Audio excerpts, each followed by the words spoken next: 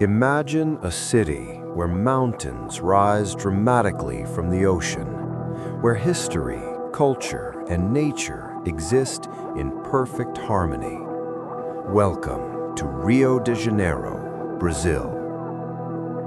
High above the sparkling waters of Guanabara Bay stands one of the most iconic natural landmarks in the world, Sugarloaf Mountain. Rising nearly 396 meters above sea level, this massive granite peak has watched over Rio for centuries. But the story of this mountain is also the story of the city itself. The history of Rio de Janeiro began on March 1st, 1565, when a Portuguese commander named Estácio de Sá founded a small military settlement here. The goal was simple but crucial: to protect the natural harbor of Guanabara Bay. At that time, this bay was one of the most valuable locations in South America.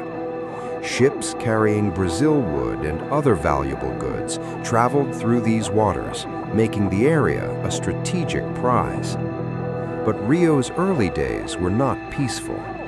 The Portuguese had to defend the region from foreign invaders, especially the French, who attempted to establish their own colony nearby.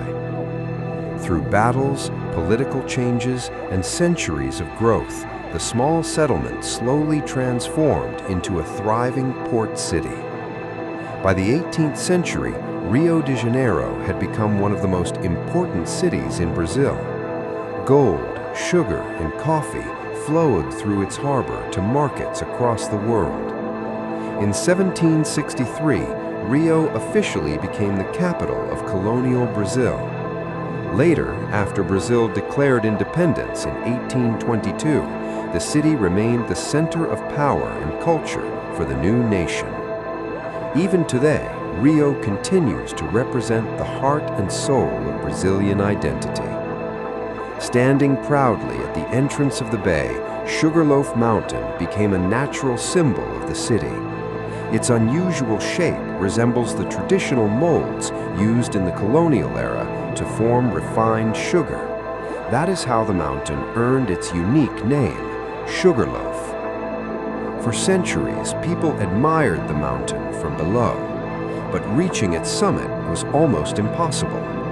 That changed in the early 20th century.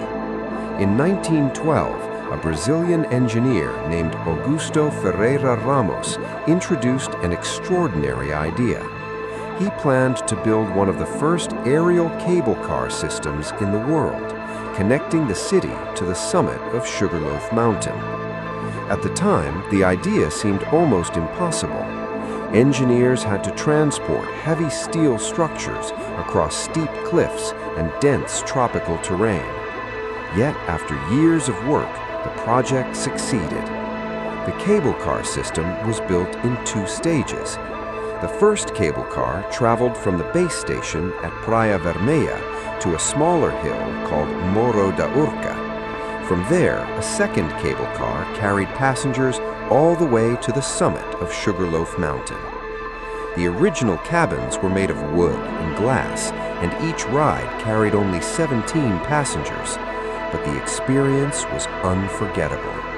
For the first time, people could float through the sky and see Rio from above. The view from the summit quickly became legendary. Visitors could see the sweeping curve of the coastline, the endless blue of the Atlantic Ocean, and the vibrant city stretching between mountains and beaches. Over time, the cable cars were modernized with stronger cables and larger cabins. Today, each cabin can carry up to 65 passengers, and millions of visitors travel to the top every year. Yet the magic of Sugarloaf Mountain remains unchanged. It still stands as a symbol of Rio's incredible blend of natural beauty and human creativity. From the summit, another iconic landmark can also be seen, the towering statue of Christ the Redeemer, watching over the city from the mountains of Tijuca. Together, these landmarks define the unforgettable skyline of Rio de Janeiro. Today, millions of travelers from around the world come to experience the breathtaking views from Sugarloaf Mountain. But the mountain is more than just a tourist destination.